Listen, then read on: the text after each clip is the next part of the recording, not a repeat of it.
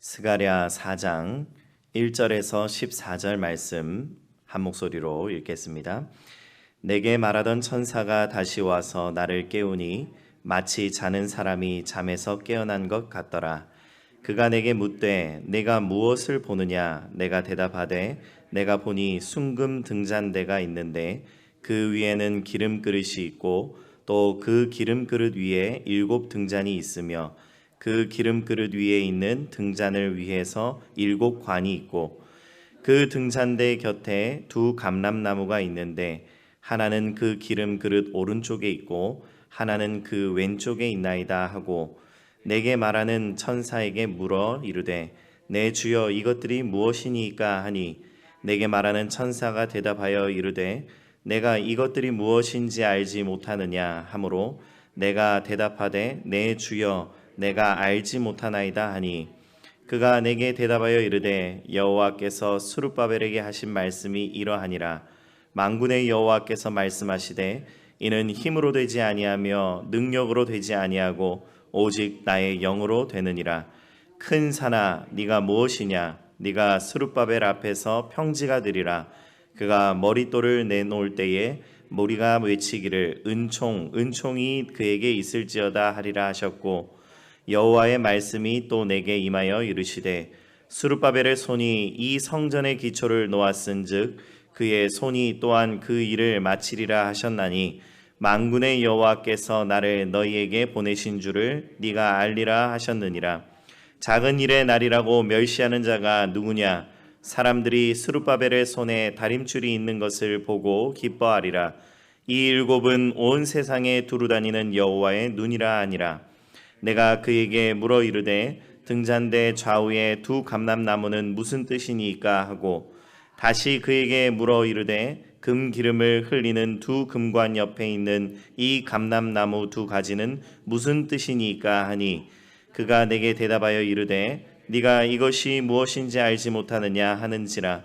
내가 대답하되 내 주여 알지 못하나이다 하니 이르되 이는 기름 부음 받은 자 둘이니 온 세상의 주 앞에 서 있는 자니라 하더라. 아멘. 바벨론 포로 생활을 마치고 예루살렘으로 돌아온 이 이스라엘 백성들에게 가장 시급한 일이 무엇이었습니까? 바로 성전을 다시 짓는 것이었습니다. 무너진 성전을 다시 지음으로써 이스라엘의 재건 사업이 시작할 수 있습니다. 성전을 다시 짓는다는 것은 단순한 건축이 아니라 하나님과의 관계를 회복하는 일이었습니다. 그러나 현실은 녹록치 않았습니다. 그들에게는 재정도 없었고 또 인력도 없었고 무엇보다 마음이 모이지 않았습니다. 그때에 하나님께서는 스가랴에게 놀라운 환상을 보여주십니다. 오늘은 이 8가지 환상 가운데에 5번째 환상인 순금 등잔대 환상을 우리가 보게 됩니다. 이 환상을 통해서 하나님께서는 성전 재건의 사명을 너희가 어떻게 완수해야 하고 또 누가 이 일을 이루시는지를 분명하게 말씀해 주고 계십니다.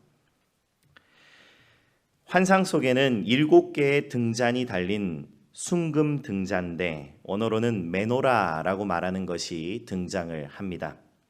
등잔대는 모세의 성막에 있었고 또 솔로몬의 성전에 있었던 성물 가운데의 하나입니다. 이 등잔대는 하나님의 임재를 상징하는 아주 중요한 성물이었습니다.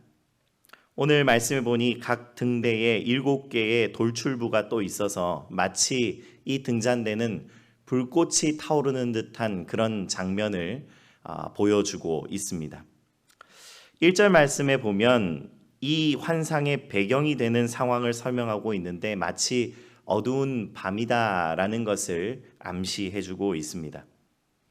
그래서 등잔대가 밝히는 빛이 더욱 찬란하게 비추게 됩니다. 등잔대는 하나님의 임재를 상징하는 동시에 하나님의 백성인 이스라엘을 또한 상징합니다.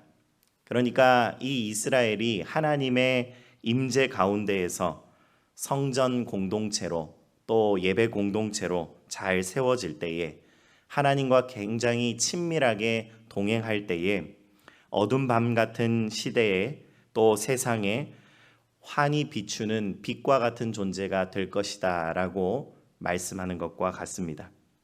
이스라엘은 이 등잔 때 환상을 통하여서 너희가 성전 완공을 위하여서 열심히 최선을 다하고 마음을 모으고 또 건축에만 힘을 쓰는 것이 아니라 그 의미를 잘 살려서 하나님의 임재를 충만하게 너희가 누린다면 세상을 비추는 빛의 공동체가 될 것이다 라고 말씀하고 있습니다. 성전이 완공되면 이스라엘은 빛의 사명을 감당하는 것입니다. 이것은 원래 하나님의 꿈입니다. 원래 하나님께서 꿈꾸시던 이스라엘을 향한 비전입니다. 이스라엘은 비록 폐허 같은 상황에 서 있지만 그들은 간신히 먹고 사는 문제만을 해결하기 위해 이 재건 사업에 뛰어들 것이 아니라는 것입니다. 그들은 온 세상을 비추는 빛, 어둠을 밝히는 빛의 사명을, 그 비전을 단단히 붙잡으며 이 재건 사업을 해나가야 하는 것입니다. 출애굽기 19장 5절에서 6절 말씀에 보면 세계가 다 내게 속하였나니 너희가 내 말을 잘 듣고 내 언약을 지키면 너희는 모든 민족 중에서 내 소유가 되겠고 너희가 내게 대하여 제사장 나라가 되며 거룩한 백성이 되리라. 출애굽할 때에도 하나님께서는 이 꿈과 비전을 갖고 계셨습니다.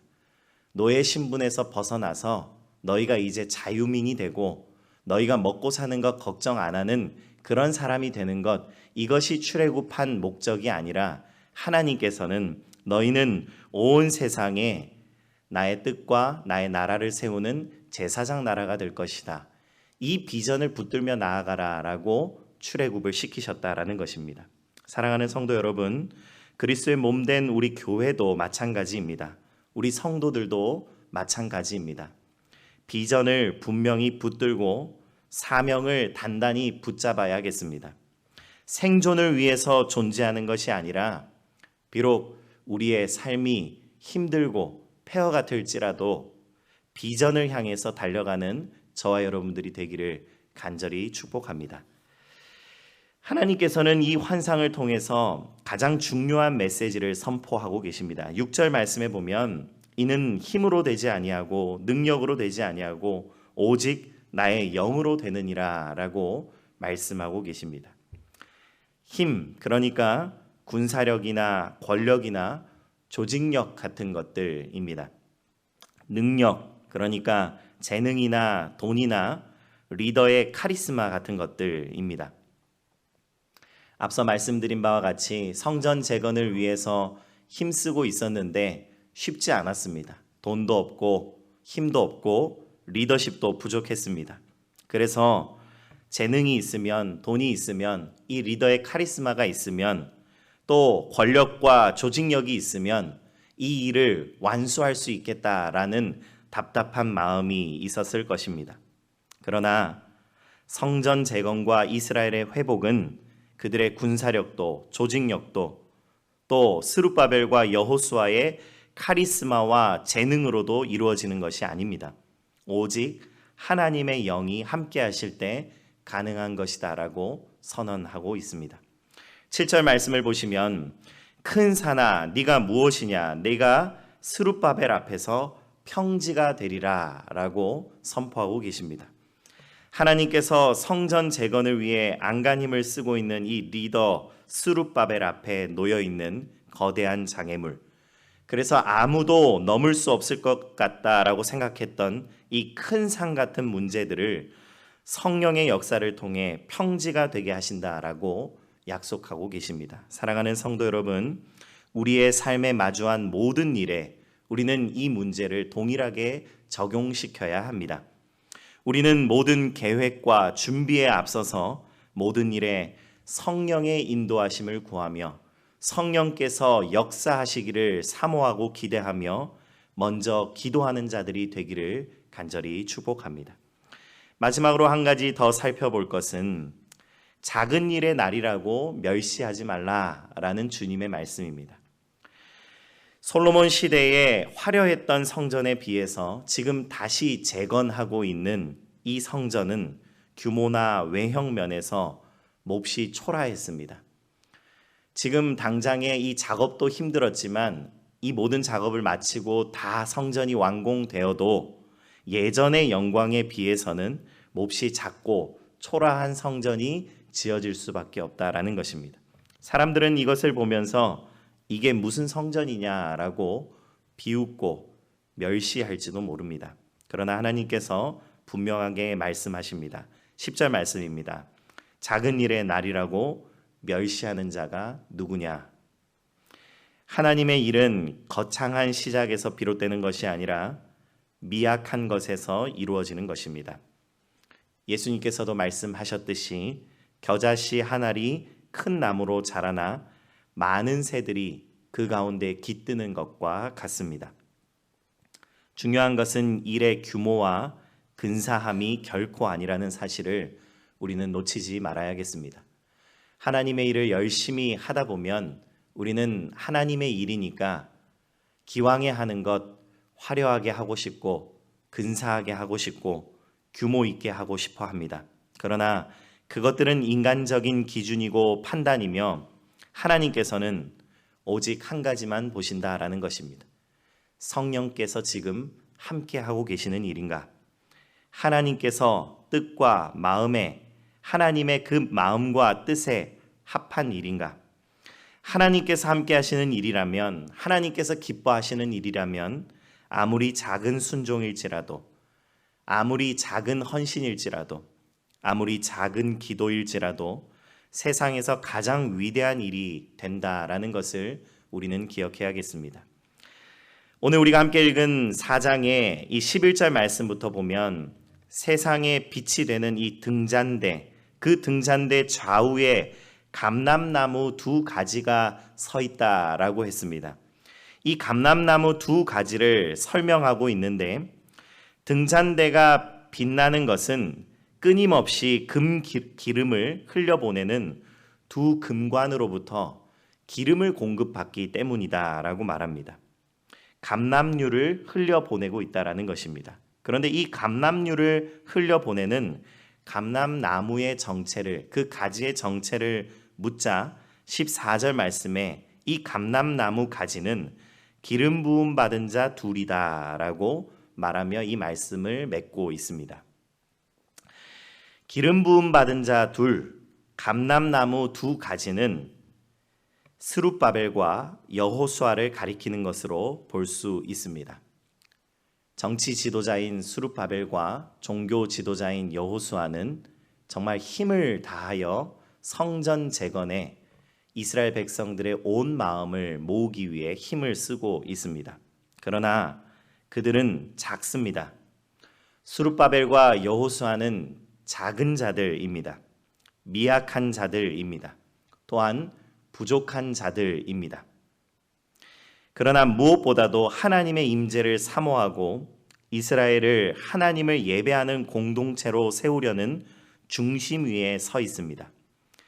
그 자리에 하나님께서는 성령을 부으십니다.